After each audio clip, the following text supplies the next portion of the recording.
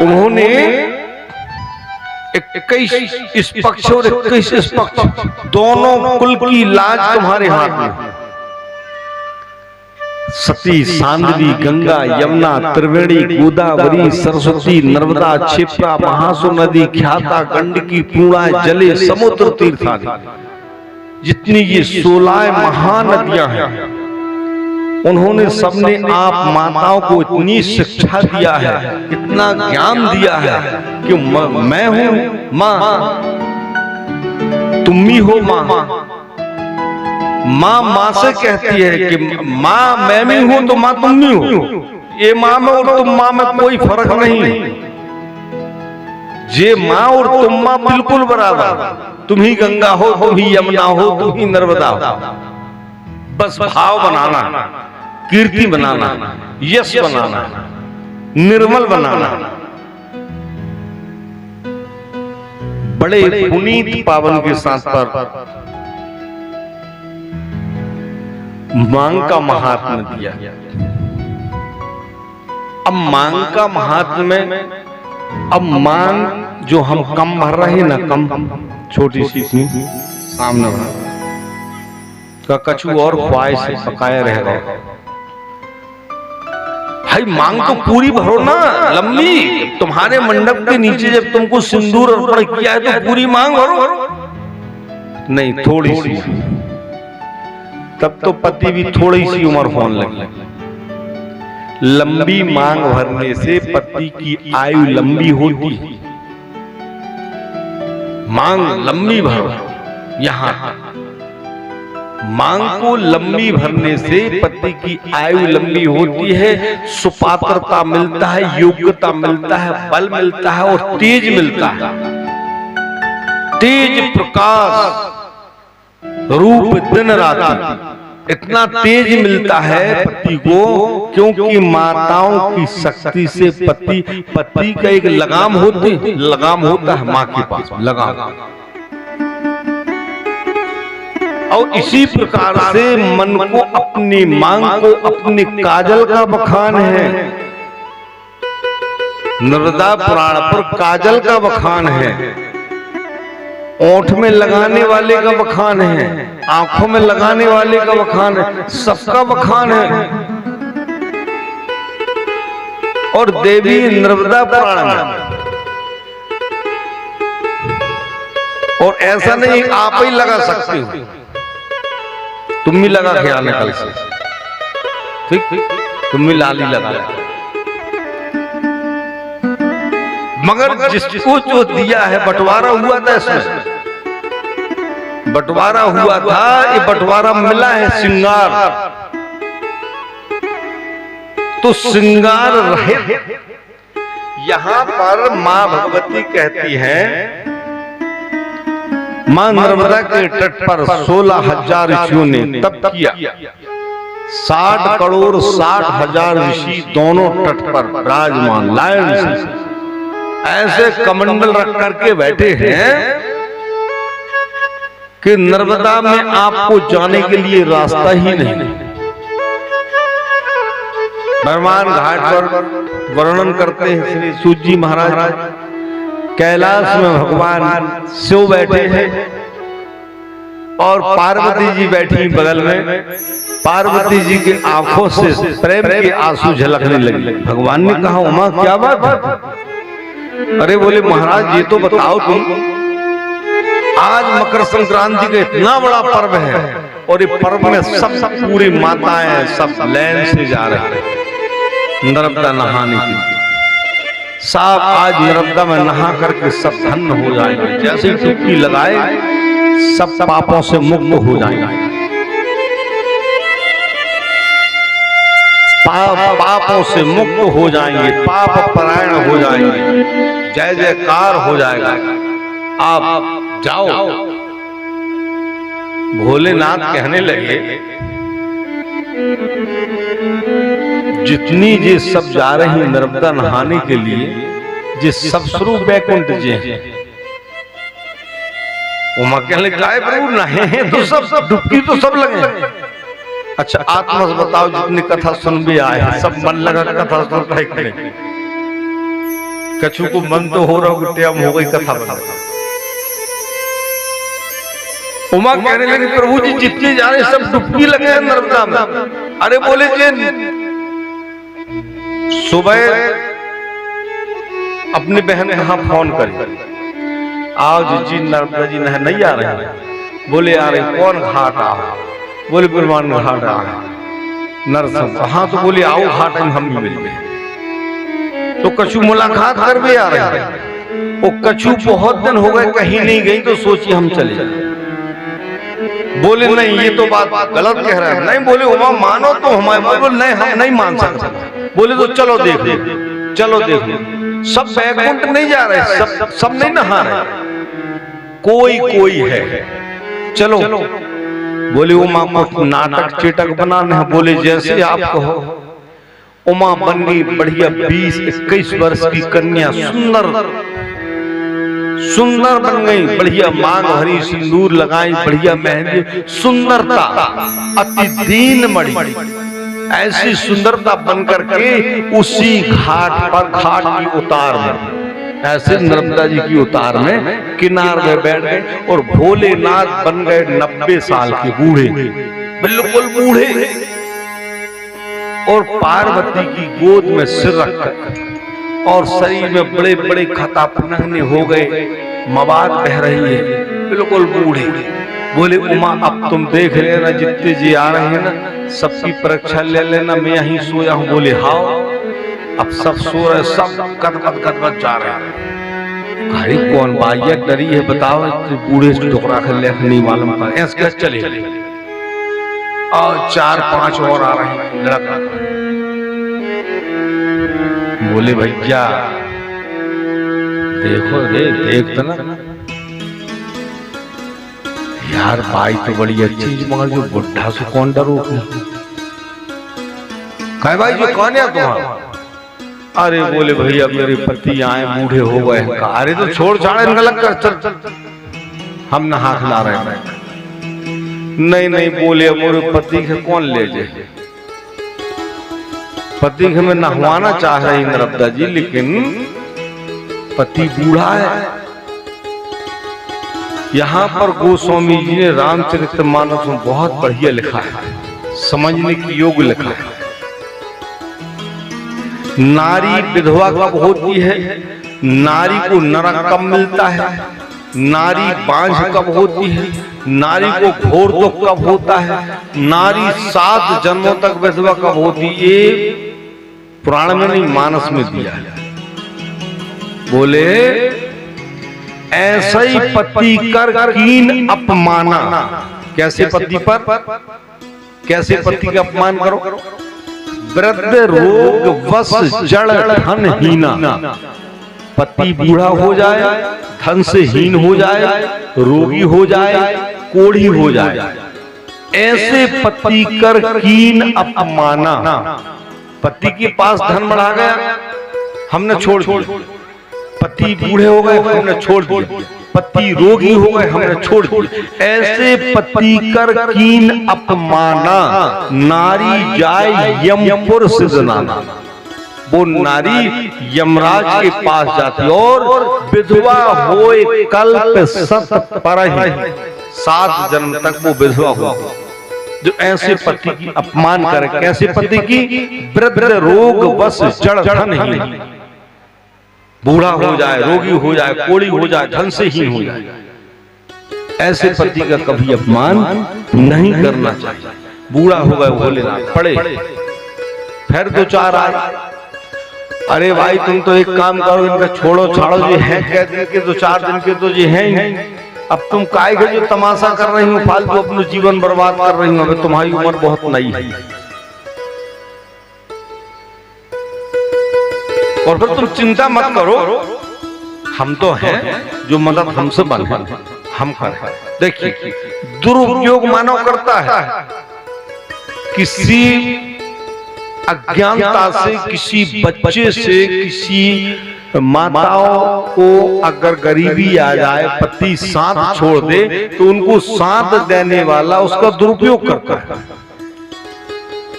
वो अंधकार में फंस जाएगा। निकालो, उठाओ, भैया एक काम करो, तुम नर्मदा जी नहाए भी जाए। बोले हाँ। तो बोले काम करो, धल्लुमन के तन्ना को उठा, हम भी नहा। नहीं बोले जो काम तुम्हें चल रहे हैं तुम चल। भोलेनाथ को लग रहे माता का, बोले देख लें, अब तुम कह रहे हैं नर्मदा नहाने में ये पुण्य है, ये जो सब जा रहे जी सब नहाए नर्मदा, इनके मिल है पुण्य, ये तो तुम बच रही हो जाके हो, नहीं मौका हो तुम उठा कर चले जाए। एक बार तुमने शिव पुराण में सुना था? बोले हाँ। शिव पुराण में तुमने हट किया, मैया ने हट किया भोलेनाथ से, चलो मृतलोक घूमने के लिए। और जब मृतलोक घूमने के लिए आए तो बारिश के समय में रोड में एक किचुआ चलता है, इतना लंबा नहीं। तो माता ने कहा भोलेनाथ को क्या है, इसकी देही देखो दोनों तरफ चल रहा है और घिसट रहा है नाथ, मुझे माताओं की ममता होती है, बहुत जल्दी दया आ जाती है, बहुत जल्दी। बोले मुझे बहुत दुख लग रहा है प्रभु, इसको एक बार जीवन दान दे दो, जीवन में करेगा खाएगा, इसको तैयार कर। अरे नहीं ये ब्रह्मा ने रचा है, ये गलत नहीं। अरे बोले नहीं प्रभु मैं प्रार्थना करता। तो भगवान ने कहा 10 में वो 16 वर्ष का लड़का बन गया, बढ़िया। भोलेनाथ के चरण वंदन किया। बोले भोलेनाथ जब हमको तुमने जन्म दिया है, खाने को पीने को रहने को तो पूरी व्यवस्था हमें बनाओ, और नहीं तो जन्म का ही हिदायत। अरे भोलेनाथ कहना क्या चाहता है? बोले हमारी पूरी व्यवस्था बनाओ, हमको बहू भी दो, घर भी दो। तो भगवान ने कहे कहूं बहू ढूंढ लेन। बोले नहीं, जब तुम्हारी बारी जाती। भोलेनाथ कहले कहो मां दे दे। अरे नहीं स्वामी। तो बोले फिर ये जल्दी यूं क्यों? बोले जो ब्रह्मा ने जो बनाया है सृष्टि ये गलत नहीं है, इसमें कभी हस्तक्षेप नहीं करना कि नहीं ये ब्रह्मा ने गलत बना दिया। ब्रह्मा ने गलत नहीं बनाया, ब्रह्मा ने उचित बनाया है, सत्य बनाया है। 5 बार ब्रह्मा जी के पास 2, 5, 10 लोग पहुंचे। जिसने ब्रह्मा जी को कहा कि सृष्टि गलत नहीं, वो सत्य है। सत्यम बदामी चा भवानी किरण आत्मा भक्त पुरुष रघुसुंड निर्माण में काम आदि दोष रहतम क्रूमान। जो सृष्टि बनी है वो सत्य बनी। तो बोले फिर कैसा हो उमा अब बताओ। तब उनने भगवान ने फिर उनको ज्यों के त्यों बना। आज उमा तुमने जो भी किया नर्मदा स्नान पर। सूजी महाराज कहते हैं कि उस समय भोलेनाथ की आकृति बोले उमा अब तो तारी लगने वाली है। उमा कहने लगी नाथ ऐसा ना करो। सूर्य अस्त होने लगा, जितने लोग आए सब इसी प्रकार, कोई कहने लगे हमारे साथ रहो, कोई कहने लगे हमारे साथ चलो, कोई कहने लगे हमारे साथ चलो। कोई नहीं। सूर्य अस्त होते होते एक बुढ़ा बकरी चराने गया। नर्मदा जी के किनार पर जितने भी गांव हैं वो सब तीर्थ।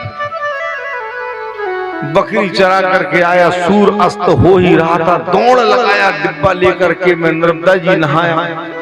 दौड़ लगाया, देखा घाट में, घाट के ऊपर माता बैठी है। खड़ा हो गया, मैया क्या है? बोले मेरे पति बूढ़े हो गए हैं, नर्मदा जी नहाती लेकिन मैं उठा नहीं पाती। अरे राम, ये कमंडल तुम पकड़ो। कमंडल उसको मैया को पकड़ाया और उठाया, भोलेनाथ को पीठ में धरा। शरीर में खून लग रहा है। मैया ने कहा बेटा तेरे कपड़ा खराब हो जाएंगे, मेरा पति भी मन। नहीं मैया हो जाना। और ले जा करके डुबकी भगवान को लाया। बोलो नर्मदा माई की। डुबकी लगवाया और डुबकी लगवा के तो ही खड़ा किया तो भोलेनाथ खड़े। अब वो देख करके चकित पड़ गया। बोले मैया ये क्या है? बोले बेटा ये त्रिकालदर्शी, 3 जन्मों का पाप को संहार करने वाले, त्रिनेत्रम त्रिजन्म पाप संहार, जटाधारी कंठे भुजग प्रतिहारी यही है।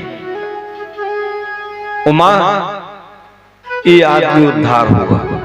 जे जाएगा वैकुंठ, सबने जे है वैकुंठ।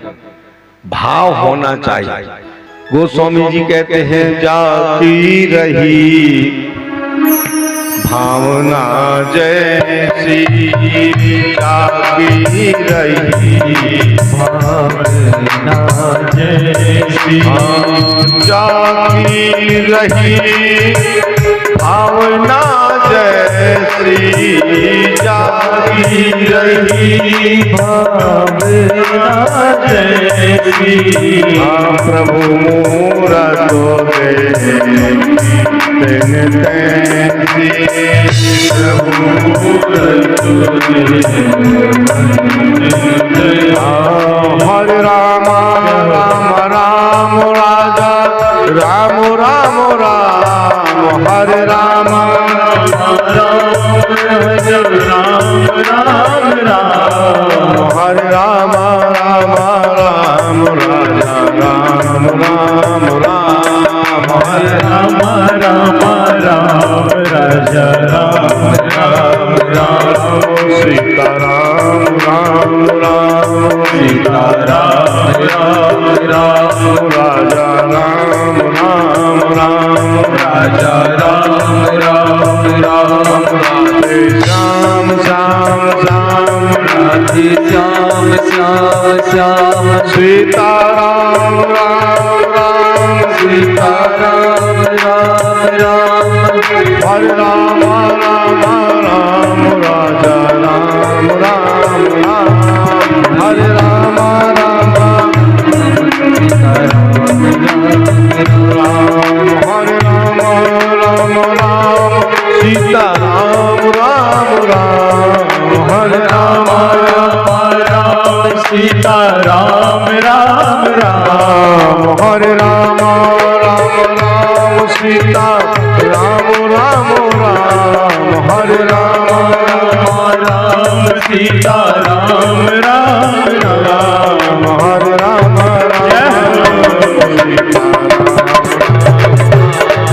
हरे राम राम राम, सीता राम राम राम, हरे राम राम राम, सीता राम, जय हो। हरे राम राम राम, सीता राम राम राम, नातो सकलो संबुदा तुम्हारी, नातो सकलो तुम्हारी, मैं सेवकों समेत सुत नारी, मैं सेवकों समेत सुत नारी, हरे राम राम हरे राम राम, सीता राम राम राम, हरे राम राम राम, सीता राम राम राम, हरे राम राम राम, सीता राम राम राम। मही कहूँ मैं अनुभव अपना, मही कहूँ मैं अनुभव अपना, बिन हरि भजन जगत सब सपना, बिन हरि भजन जगत सब सपना, हरे राम राम राम, सीता राम राम राम, हरे राम राम राम, सीता राम राम राम, हरे राम राम राम, राजा राम राम राम, हरे राम राम राम, सीता राम। बोलो भैया की मंदाकिनी सर्वचंद्र चित्राय नारायणे नमस्तुते नमः। सहस्र आदि सहस्र युगों तक मां नर्मदा जी का जल जो है खराब नहीं होगा। आप एक घर में एक नदी का पानी भर लें, गंगा का पानी भर लें, नर्मदा जी का जल भर लें, वो नर्मदा जी सब जल खराब हो जाएगा, लेकिन गंगा जी नर्मदा जी का जल भरा ही रखा है। एक जगह मैंने देखा, मैं गया, बोले महाराज जी इस शीशी में हमारी सास का चरणों का जल है, इस शीशी में हमारी ससुर का रखा है जल, तो बहू रखी, और इसमें हमारी गुरुदेव का जल चरणों का, और मैं इसमें थोड़ा थोड़ा डेली पान करती हूँ, और जब कम जाता है तो इसमें और मिलाती जा रहा है। वो जल वो प्रकाश दे रहा है घर में प्रकाश, अंधकार आता है, क्यों आता है?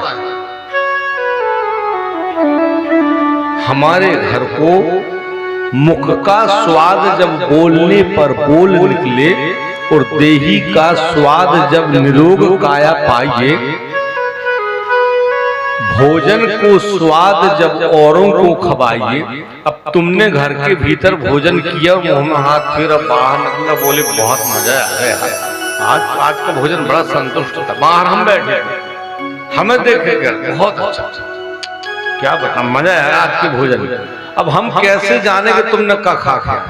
तो भोजन का स्वाद जब औरों को खवाए, दूसरों को खवाओ, दूसरा बताए, और देही का स्वाद, गोरे काले सांवले मोटे पतले अच्छे, इसका स्वाद नहीं, इसका स्वाद नहीं है। देही का स्वाद जब निरोग काया पाई, देही का स्वाद वही अच्छा है जो निरोग है, उन्हें सुंदर हो, गोरे नारे हो, बढ़िया खूबसूरत और पेट करारा बैठे कथा,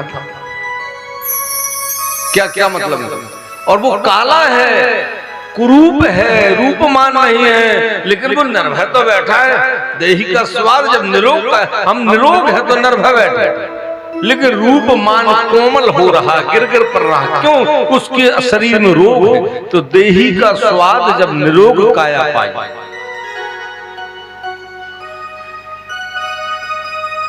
जिन बहुत तक संपत्ति जोड़ धरे, तिनको कहिए ना धनी ना धनी, तिन बहुत तक मान गुमान कियो, तिनको कहिए ना गुनी ना गुनी,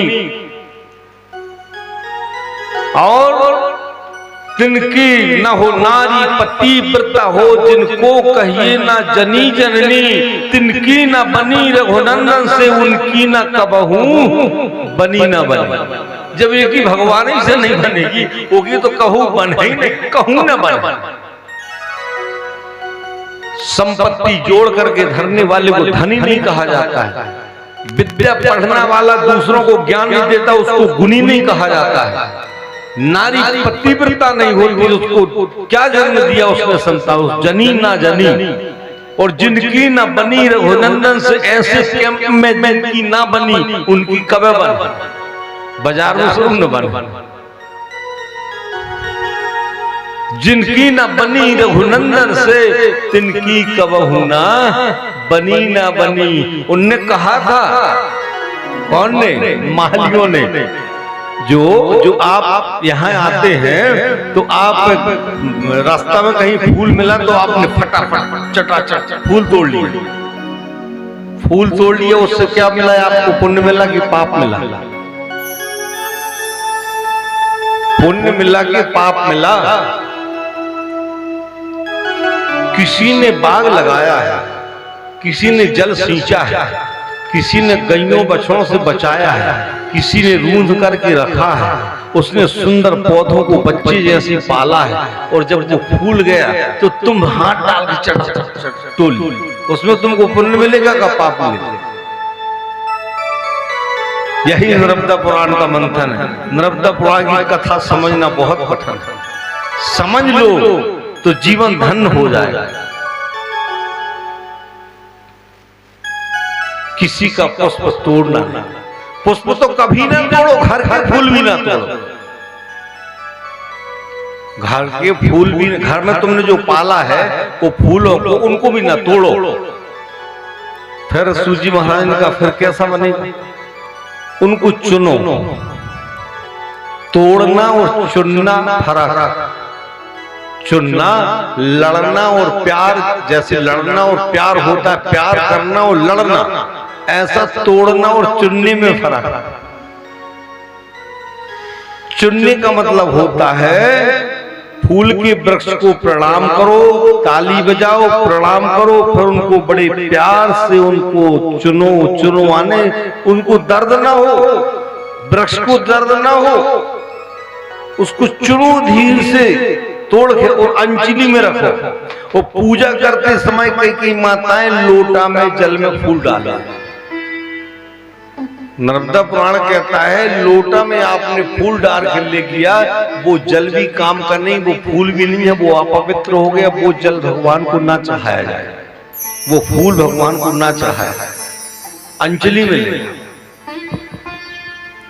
तो भगवान श्री मर्यादा पुरुषोत्तम राम ने इसी संवाद के नर्मदा जी के संवाद में और गुरु में विश्वामित्र से कहा है कि गुरुवर मेरी इच्छा होती है कि मैं लक्ष्मण को थोड़ी बाग घुमा लाऊं।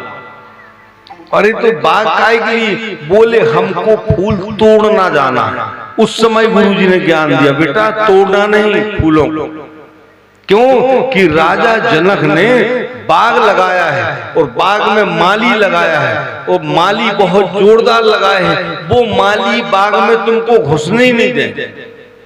तो राम ने कहा मैं जाकर के प्रयास तो करूं, हो सकता है को। और राम का उद्देश्य था कि हम लक्ष्मण के संग जाएंगे तो बाग में किशोरी जी मिल जाएंगे, जानकी जी मिल जाएंगे, दर्श स्पर्श मुखमंजन पाना हो जाएगा। उसी बहाने से राम भगवान लक्ष्मण को लेकर पहुंचे और जैसे बाग के गेट में पहुंचे, बाग के गेट में पहुंचे तो माली दौड़ के आगे खड़े। कौन हो, कहां जा रहे? अंदर। उस समय माली ने विनोद किया। विनोद का मतलब होता है प्रेम, प्रेम का मतलब होता है भाव, भाव का मतलब होता है स्नेह, स्नेह का मतलब होता है लाड़, लाड़ का मतलब होता है दुलार। प्रत्येक जीव आत्मा को लाड़ दुलार करना चाहिए, प्रेम करना चाहिए। और वो माली जान गए ये परमपिता परमेश्वर है, भगवान है, जगत गुरु और जो आनंद कंद ऋषियों के साथ में आए। ये हमारे संसार को जितना बनाया है जिस सब ऋषियों ने बनाया, हम सब ऋषियों की संतान हैं। हमारा गोत्र क्या है? ऋषियों का है। गर्ग गौतम सांडिल जमदग्नि वशिष्ठ अत्रि कश्यप सप्त गोत्र हैं। ऋषियों से गोत्र बना, ऋषियों से ही बना है। और मुनि ध्यान लगा करके देख रहे। मालिन ने सोचा कि अब ये मौका है भाई, बात करने का मौका क्या है? कोई बिटिया कोई बहू बड़े घर की हैं, घर के अंदर रहती हैं, घर के बाहर नहीं जा पाती, लेकिन उनको अच्छा मौका मिला बाहर जाने का। कहे भागवत हो रही सी बहाने घूम जी अवसर मिलता है। वो आकर के वो भगवान ने उन्होंने सोचा मालियों ने कि आज भगवान से आमने सामने बात हो जाएगी और लड़ाई भी हो जाएगी, प्रेम भी हो जाएगा, दुलार ना हो दुलार भी हो जाएगा। चलो चले भगवान के लिए भैया जाने तो हमको फूल लाना है। काय के लिए लाओगे फूल? अरे हमारे गुरुजी पूजा करेंगे, पूजा के लिए। बोले तुम्हारे गुरुजी लगा रहे हैं, तुम ले भी जा रहे हैं। लक्ष्मण जी कहने लगे भैया तुम बाजू हो, इतनो तो हमने नहीं सहे कोई। अरे बोले भैया कोई सही तो कह रहे, तुम इनके बगिया में प्रवेश कर रहे फूल लेने के लिए। वो पूछ रहे कि फूल किसके लिए? तुम कह रहे गुरुजी के लिए। तुम्हारे गुरुजी ने लगा दिया फूल जो तुम ले भी आए हो। अब उनको मौका, जैसे केवट को मौका मिला था ऐसे मालिन को मिल गया। और मालियों ने बड़े भाव से उनसे कहा, बड़े विनोद के साथ में माली खड़े हो गए। बोले बगिया बीच जान न दई हो, राम जी बिनती सुनो, बगिया बीच जान न दई हो, राम जी बिनती सुनो, बगिया बीच जान न दई हो, राम जी बिनती सुनो। हम बिनती कर रहे हैं आपसे। बोले काय? बोले हम तुमको अंदर जाने देंगे। काय नहीं जान लोगे भैया, हमने जो सुना है वो हम बखान कर रहे हैं। कौन कर रहे हैं? माली। जो हमने सुना है वो हम बखान कर रहे हैं। ओ बगिया के कंगड़ पत्थर, ओ बगिया के कंगड़ पत्थर, हमने सुना है कि तुम्हारे चरणों में वो जादू है कि जो पत्थर छुप जाता है वो नारी बन जाता है। बोलो ये बात सत्य है कि गलत? राम जी मुस्कुराने लगे, बोले भैया ये कहाँ सुना तुमने? बोले हमने सुना है कि तुम्हारे चरण अगर पत्थर में पड़ जाएं तो वो पत्थर नारी बन जाता है। कहाँ सुना है? गौतम नारी प्रसाण हसी तिनकी तुम उत्तम देह बनाइया, ये जान कहो तुलसी तुम राम कहो तुम राम दुहाई। राम तुम ही राम कहो, मैं दुहाई देता हूँ। और नारी अगर पत्थर की नारी बन जाएगी तो अभी तमाशा बन जाएगा। ओ बगिया में, और जिस बगिया में तुम जा रहे फूल लेने के लिए वहां तो पत्थर ही पत्थर, और तुम्हारे जब चरण पड़ेंगे पत्थरों में, ओ बगिया में कंगड़ पत्थर, ओ बगिया में कंगड़ पत्थर, नारी बन गई है।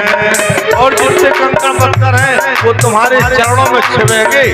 हाँ सब नारी बन गई है राम जी। बगिया बगिया जान ना गई हो राम जी। बगिया राम जी सुनो। जाने न हो राम जी।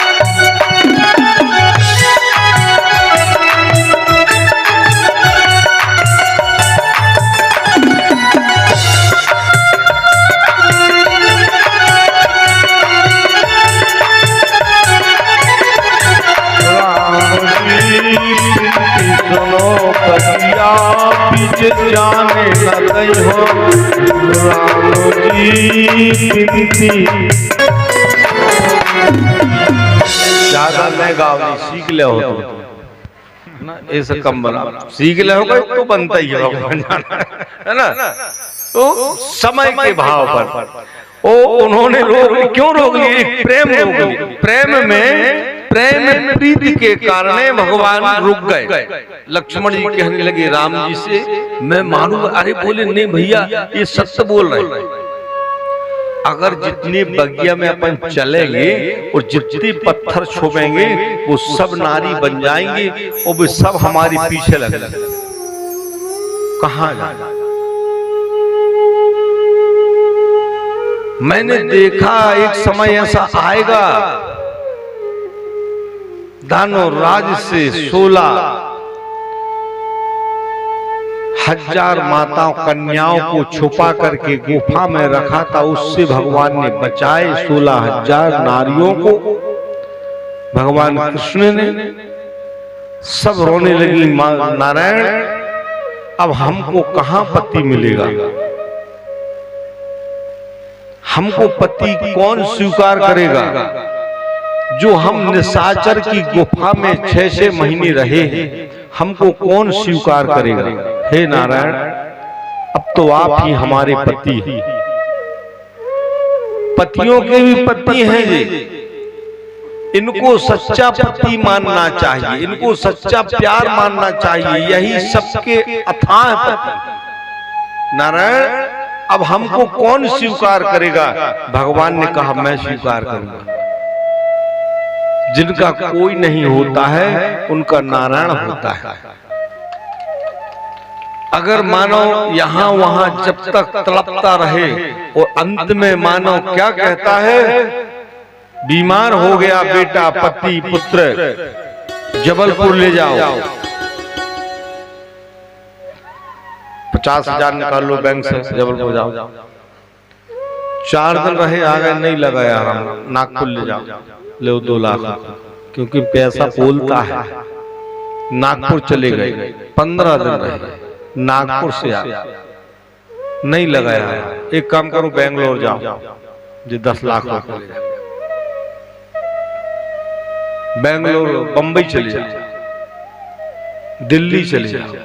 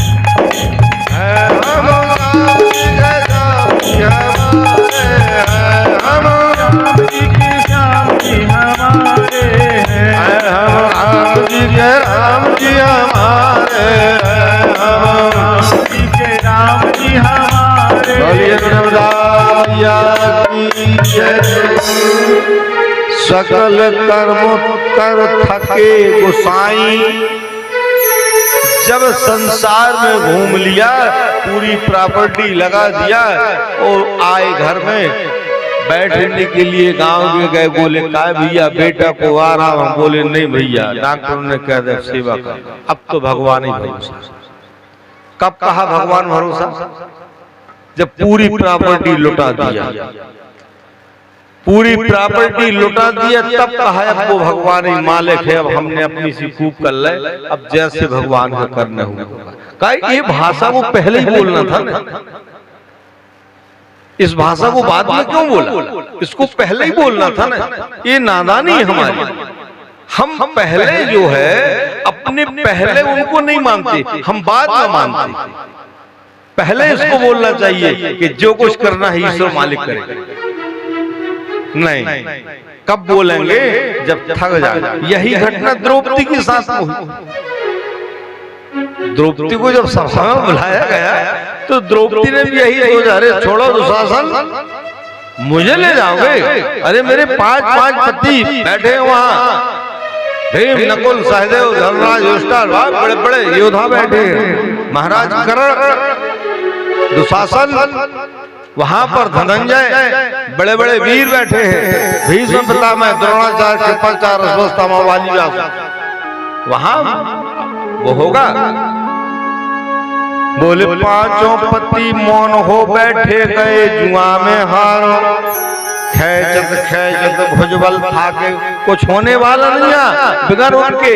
तब वो वहां गई तो जिस तरफ देखे वो नीचे देखे, जिस तरफ देखे वो नीचे। अरे बोले ये सब डुप्लीकेट रहे, अभी तक मुझे भ्रम रहा है कि भीष्म पितामह है, कर्ण है, धर्मराज, नकुल है, अरे ये सब। अब तो मैं अपने भैया को बुलाऊं और मेरा भैया आ जाए। अरे राम राम, लो भैया उसको मान लो अजर अमर। और कैसा भैया माना? एक दिन नर्मदा जी के घाट पर गए भगवान कृष्ण, वहीं मिल गई सुभद्रा। बोली भैया आज बड़ा पर्व आया है मां नर्मदा में स्नान करने का, और ऐसा लगता है कि मां नर्मदा जी को 5 पल्लव अर्पण करा जाए। कैसा 5 पल्लव? ऐसा नहीं है पुष्पम फलम तोयम अर्पणम। आने भगवान के चरणों में सुंदर सुंदर पत्ता, जो सुंदर हो, कौआ के, धतूरे के, आम के, पीपल के, बरगद के, ऐसे सुंदर पत्ता तोड़िए आप, 5 पत्ता बढ़िया चढ़ाइए, शिव को चढ़ाइए। जो सुंदर, भगवान ने ये नहीं कहा कि मुझे इसी का फूल चाहिए, भगवान ने नहीं कहा कि मुझे इसी का पत्ता चाहिए, नहीं, पुष्पम फलम तोयम अर्पणम। आने ऋतु में जो फल मिल रहा है, जावन गर्मी में मिल रही है, बरसात में जो फल मिल रहा है, ग्रीष्म ऋतु में जो फल मिल रहा है, शीतल ऋतु में जो फल मिल रहा है, जब जो फल मिले वो फल लाइए मुझे और वो फल ला करके मुझे चढ़ाइए। जो पत्ता सुंदर मिला, पुष्पम फलम तोयम, फूल बेल पत्र पत्ता वो चढ़ाइए, धतूरा के पत्ता चढ़ाई, आम के पत्ता चढ़ाई, पीपल के पत्ता चढ़ाई, बरगद के पत्ता चढ़ाई। लेकिन नहीं, हम ढूंढते हैं बेल पत्र नहीं मिली तो समी पत्र चढ़ा दो, समी पत्र नहीं मिली, दोना के पत्ता चढ़ा दो। दोना जानते हो, जो कान दर्द करता है तो मीड़ के कान में डाल दो, कान मिट जाएगा, 1000 गुना पुण्य मिलता है। बेल पत्री, समी पत्ती से भी बढ़ के दोना की पत्ती भगवान से को चढ़ाने के लिए 21 दिन तक बेल पत्री बासी नहीं होती है। भगवान का चढ़ा दो, फिर सवेरे उतार कर धो लो, फिर चढ़ा लो, फिर उतार लो, फिर धो लो, फिर चढ़ा लो। इतना करंट रहता है बेल पत्र में। 3 जन्म पाप संहारम बेल पत्र सुवर्णम, 3 जन्मों का पापों का संहार करता है बेल पत्र। अब ये बताओ कि बेल पत्र तो मोल नहीं मिलता है, समी पत्ती मोल नहीं मिलती है, बेल पत्री मोल नहीं मिलती है, फिर भी हम नहीं ला पाते। बताइए आप, ये मोल नहीं मिलते फिर भी हम नहीं ला पाते हैं भगवान के लिए। सोमवार के दिन बेल पत्री ना तोड़ा जाए। और इसी प्रकार से नवीन संस्कृति भगवान का पुनीत पावन है, भगवान का आश्रय है, भगवान का भरोसा है। भरोसा रख करके भगवान को मां नर्मदा जी के पास उन्होंने सुंदर सुंदर याचन किया। मैया द्रौपदी ने नर्मदा जी का स्नान किया और स्नान करते समय में उनने मां नर्मदा को प्रणाम किया। मां नर्मदा कहने लगी, अमर रहे सुभाग तुम्हारा और जबलो गंग जवन जल धारा। जब तक गंगा में जल है, नर्मदा में जल है बेटी, जब तक तुम्हारा सुभाग रहे। और प्रसन्न बदने धाये थे, मां प्रसन्न हो। अब कैसा किया जाए? उन्होंने अपने भगवान को भ्रम हो गया। बहन को भी, बहन ने कहा भैया मैं तुम्हारी मौसी की लड़की हूँ, लेकिन तुम ऐसा लगता है जैसे कपट करते हो। नहीं बहन, भगवान कहते मैं किसी से कपट नहीं करता हूँ, मैं सबको बराबर मानता हूँ। बोले नहीं तुम कपट करते हो। बोले नहीं, बोले नहीं करते हो। बोले ठीक है तो देख लो कल।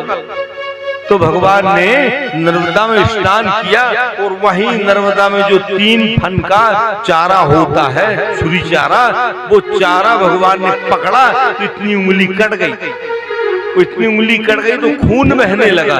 जब खून बहने लगा तो दौड़ करके गए, जो जाकर के सुभद्रा के पास में, सुभद्रा तुम बार बार कहती हो कि तुम द्रौपदी को ज्यादा मानते हो और मुझे कम मानते हो। वो दूसरी है, मोहल्ला की है, लेकिन मैं तो सगी मौसी की लड़की, मुझे कम चाहते हो। तो बोले अब भी परीक्षा ले ली। बोले बहन दौड़ दौड़ दौड़ सोचना काओ, अरे मुझे खून बह रहा, खून देख बहुत खून गिर, हाथ से बहुत खून गिर रहा। दौड़ बहन, सगी बहन दौड़ी गदबद अंदर। बोले यहाँ दौड़ी वहाँ, अरे क्या कर रही हो तुम? अरे बोले रुक तो जाओ भैया, मैं रद्दी कपड़ा ढूंढ रही हूँ। काय के लिए? उंगली में बांध। बस बोले बस अब तू चल मेरे साथ। तो दौड़ के गई तो बोले चल मेरी डुप्लीकेट बहन के पास। तो उस समय द्रौपदी चावल पसा रही वो कैंप में थी। गेट में जाकर भगवान ने चिल्लाया, द्रौपदी दौड़ो जल्दी। द्रौपदी दौड़ करके पसान चाव वहीं छोड़ दौड़ी, गेट में आई। बोले क्या हो गया भैया? देख ये खून बह। 10,000 की साड़ी पहने पकड़ कर फाड़ दिया। अरे क्या कर रही पगली? अरे बोले क्या कर रहे हो भैया? अगर मेरा भैया बना रहेगा तो 10,000 की साड़ी, अरे लाखों की साड़ी ला देगा। और फाड़ के 10,000 की साड़ी बांध दी। सौदरा देख, अब इसका बदला मुझे देना पड़ेगा। ये है मेरी बहन और तू रद्दी कपड़ा ढूंढ रही थी मेरे हाथ में बांधने के लिए। अरे राम राम। उसका बदला मुझे देना पड़ेगा। तब भगवान ने कहाँ हस्तिनापुर और कहाँ द्वारका कानन झनक पड़ी और पावन पहरे चरण खड़ाउन हाथ में खैंचत खैंचत भुजबल भागा। ऐसी मां नर्मदा की आशीर्वाद आओ पुनः जय जयकार हुआ। ऐसे आनंद के साथ भगवान भक्ति परीक्षा लेता है। ये मत सोचो कि तुम्हारे भर तुम भगवान के पैर धोते हो, भगवान भी भक्त के पैर धोता है। भक्त भगवान के पैर धोता है, लेकिन भगवान भी भक्त के पैर धोता है। लेकिन धुलाने के योग बनो। किसने धुलाया? महाराज सुदामा ने धुलाया। और जल की तो छोड़ो, आंसुओं से धो दिया भगवान ने। जल की तो छोड़ो, आंसुओं से पैर धो दिए। तो लेकिन भगवान जाति पाति पूछता नहीं है। भगवान केवल मन प्रसन्नता और मन के भाव, और भगवान उस भक्त को अपने हृदय से लगाता है जिसके अंदर छल छंद दुराभाव दम्भ पाखंड नहीं होता है। उसको भगवान हृदय से लगाते हैं। भगवान किसी को कष्ट नहीं देते, भगवान किसी से पाप नहीं कराते। हमारा मन पाप करता है, हमारी देही पाप करती है। सोचने में, बोलने में, विचारने में हमको विवेक लगाना चाहिए। किसी की निंदा नहीं, किसी की चुगली नहीं, किसी की चिटिंग नहीं, किसी की संपत्ति नहीं, किसी की देही नहीं। नहीं नहीं, सबको हरि व्यापक सर्वज्ञ समान हमको मानना चाहिए। सब नर्मदा जी के भक्त हैं और सब पर भगवान व्याप्त हैं। सब देही पर भगवान व्याप्त हैं। जो कर्म प्रधान विश्व कर राखा और जो जस कर हूं तो तस फल चाका। अब किया सो बहु किया, अब कर क्यों पछताए। बोया पेड़ मूल का सो आम कहां से खाए। जो बोएगा वो खाएगा और नहीं तो नहीं खाएगा। बोलो नर्मदा मैया की जय, सत्य सनातन धर्म की जय, नारायण भगवान की जय। 5 बज गए सीताराम। ठीक है, खुश हो गए। देखो सब 5 बजने की राह सब देखे। हम तो कह रहे चलन दें, लेकिन नहीं, कई देख रहे मोबाइल है। आगे की टाइम भी देखना चाहिए कि हम 1 बजे चले जाए। जावे की टाइम सब देखा।